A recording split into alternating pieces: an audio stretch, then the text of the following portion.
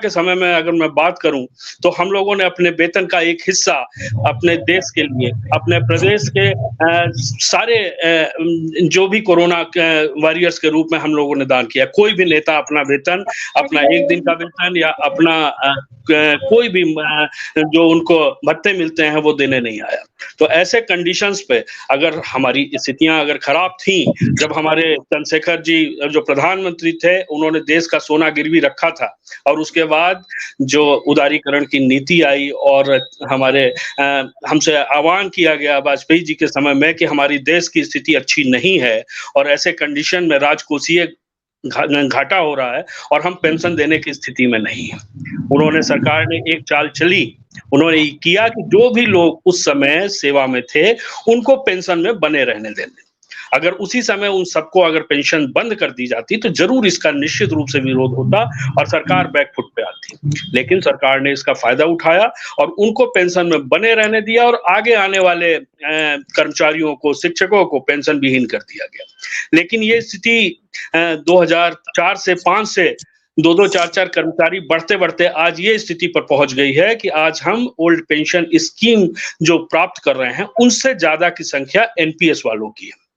और एनपीएस का रख रखाव जो आपकी बात मैं करता हूं कि कोई, जैसे कि आप देख रहे होंगे कि मार्केट इस समय लाइफ टाइम हाई पे है, रोज नए रिकॉर्ड बना रहा है, लेकिन एनपीएस का अगर फंड आप उठा के देखेंगे तो उसका जो रिकॉर्ड है वो बहुत अच्छे परिणाम नहीं दे रहा। लेकिन मार्केट अगर धराशायी हो रहा है, गिर रहा है, तो उस समय वो फंड जरूर गिर जा रहे हैं। तो जैसे यूक्रेन की लड़ाई हुई थी उस समय बहुत तेजी से मार्केट गिरा था और उसके फंड पे भी असर पड़ा था।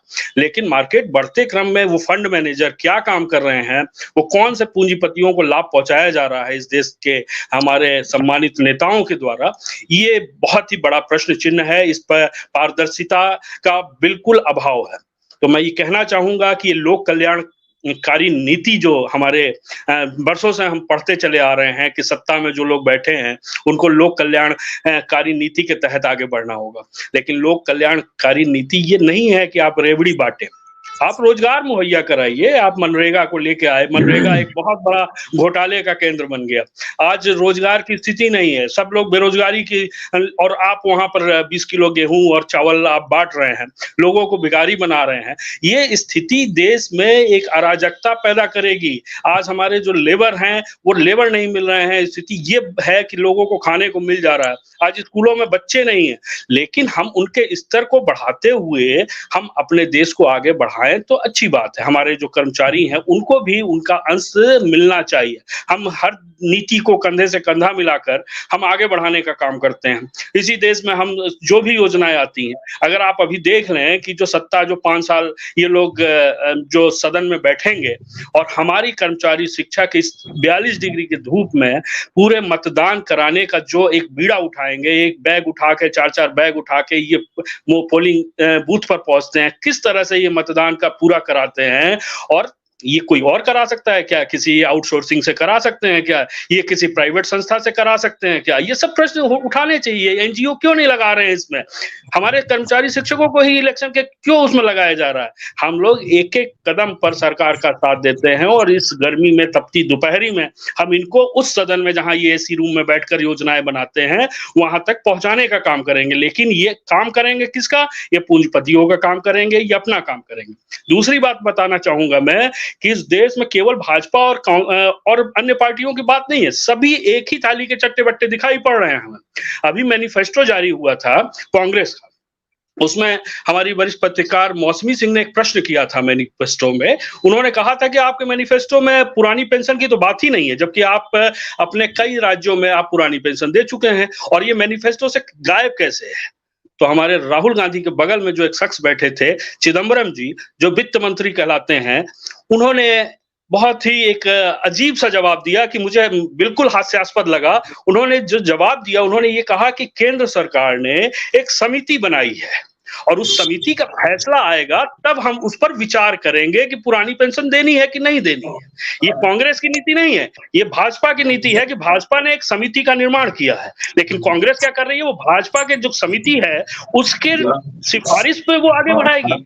उनका अपना मैनिफेस्टो, उनके अपने शपथ पत्र में ये चीजों का उल्लेख क्यों नहीं है? वो क्यों गुमराह कर रहे हैं? वो जगह जगह अलग अलग स्टेट में गुमराह कर रहे हैं। जब केंद्र सरकार में आने की बात है तो वहां उनके मैनिफेस्टो से ये गायब हो जा रहा है। तो हम किस पर भरोसा करें? हम जो सत्ता का सुख भोग रहे हैं हम उन पर भरोसा करें, जो आने वाले हैं उन पर भरोसा करें? तो इस स्थिति में हम बिल्कुल ये हम लोग हमेशा एक बात करते हैं कि जो पेंशन के लिए अपने शपथ अपने मैनिफेस्टो में जिन्होंने रखा है हम उसकी बात करेंगे, और किसी भी पार्टी ने, किसी भी बड़े दल ने इसको नहीं रखा है। भाजपा आपकी बात सुन नहीं रही, हमारे पास नोटा विकल्प है, नोटा विकल्प है, बहुत सारे अन्य विकल्प हैं।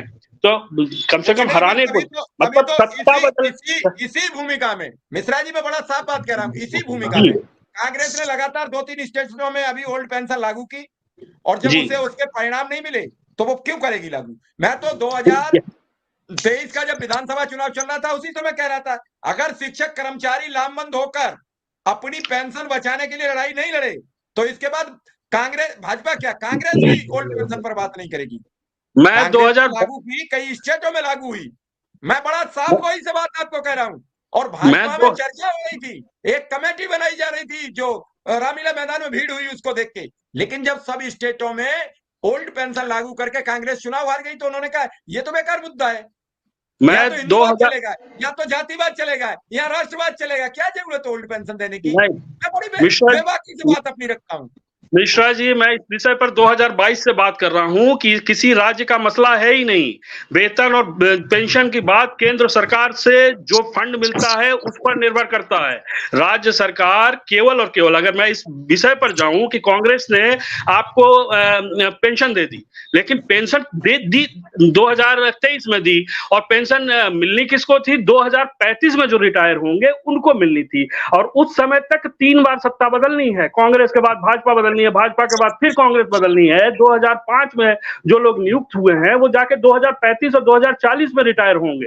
अभी केवल एक लॉलीपॉप पकड़ा देने से, चाहे वो कांग्रेस हो चाहे बीजेपी, केवल बदल देने से पेंशन नहीं मिल जाएगी। हिमाचल प्रदेश में कितने लोगों के खाते में जा रही है आपको पता है? राजस्थान में कितने लोगों के खाते में गई पता है?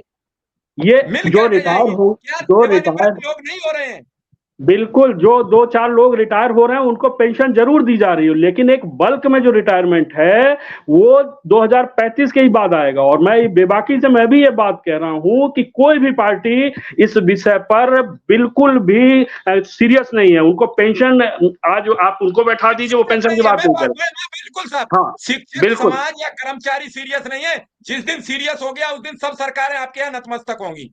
बिल्कुल बिल्कुल, ये मैं नतमस्तक होंगी। जाति धर्म सबसे, शिक्षक का किसी से लेना देना नहीं होता है। शिक्षक अपने अधिकार के लिए जिस दिन लड़ने के लिए मैदान में आ गया, पूरा देश शिक्षक के नीचे झुक जाएगा। शिक्षक समाज का निर्माता है, और समाज का निर्माता अपने अधिकार के लिए रोता नजर आ रहा है। स्थितियां बदल रही हैं, निरंतर बदल रही हैं। जो शुरुआत में जो पेंशन की लड़ाई, बदलेंगी कब पंडित जी महाराज? बदलेंगी कब? बहुत देर हो जाएगी, बहुत देर हो जाएगी।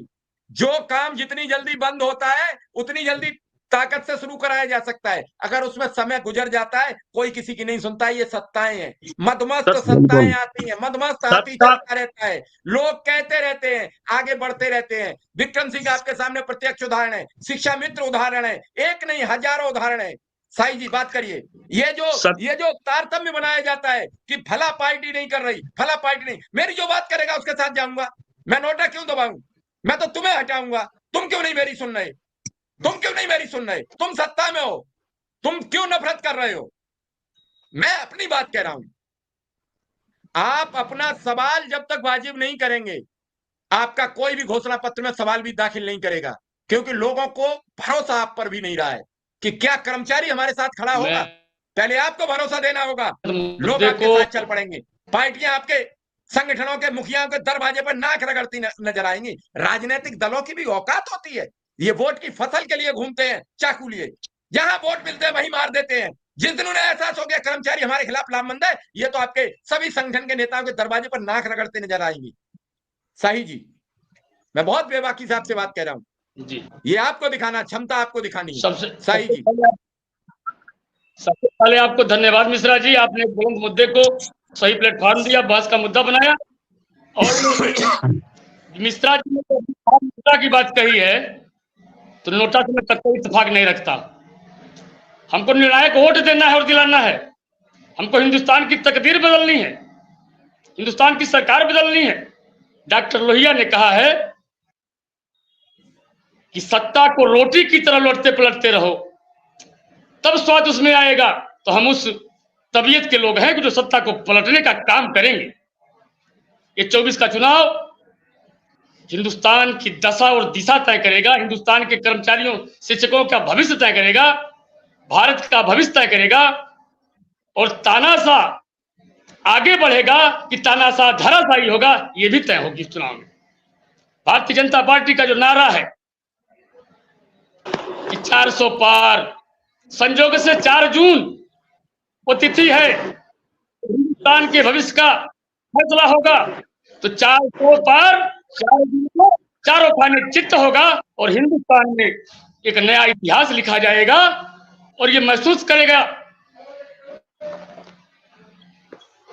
और ये लोग महसूस करेंगे हिंदुस्तान का शिक्षक, हिंदुस्तान का कर्मचारी सत्ता को उलटने और पलटने में सक्षम है। हम 1 करोड़ है पूरे देश में एनपीएस के लोग। अगर 1 करोड़ लोग गुणे 10 कर दिया जाए तो 10 करोड़ किसी भी सीट पर विजय हासिल कर सकती है। हमारे पास विकल्प सीमित